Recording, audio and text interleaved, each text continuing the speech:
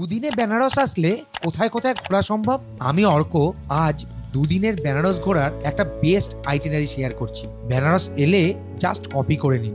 Day 1-এ প্রথমেই দেখে নিন কাল ভৈরব, তারপর সেখান থেকে চলে আসুন দ্বাদশ জ্যোতির্লিঙ্গের সপ্তম জ্যোতির্লিঙ্গ কাশী বিশ্বনাথ। কাশী বিশ্বনাথ দেখা হলে তার পাশেই দেখে নিন নেপালের পশুপতিনাথ মন্দিরের আদলে তৈরি এক অসাধারণ স্থাপত্য নেপালি টেম্পল। নেপালি টেম্পল দেখা হয়ে গেলে হাতে টাইম থাকলে আপনারা যেতে পারেন ভারত মাতা টেম্পল আর কাশীদাপ মুক্তি ভবন। তারপরে 4:30-র মধ্যে পৌঁছে যান দশাশ্বমেধ ঘাটের সান্ধ্য গঙ্গা আরতি দেখার জন্য। যত তাড়াতাড়ি পৌঁছাবেন তত ভালো জায়গা পাবেন গঙ্গা আরতি উপভোগ করার জন্য। গঙ্গা আরতি দেখা হয়ে গেলে 100 টাকার শেয়ার বোটের মজা নিয়ে আস্তিঘাট ঘুরে প্রথম দিন শেষ করুন।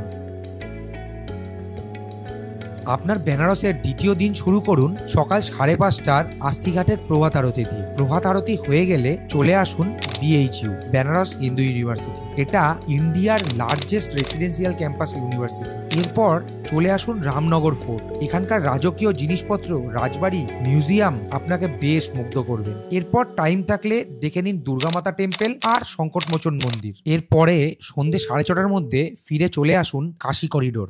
আর এখানেই 7:30টার সময় অনুষ্ঠিত হয় লাইট অ্যান্ড সাউন্ড শো, जहां भगवान शिव और माता पार्वती सदैव वास करते हैं सदियों से।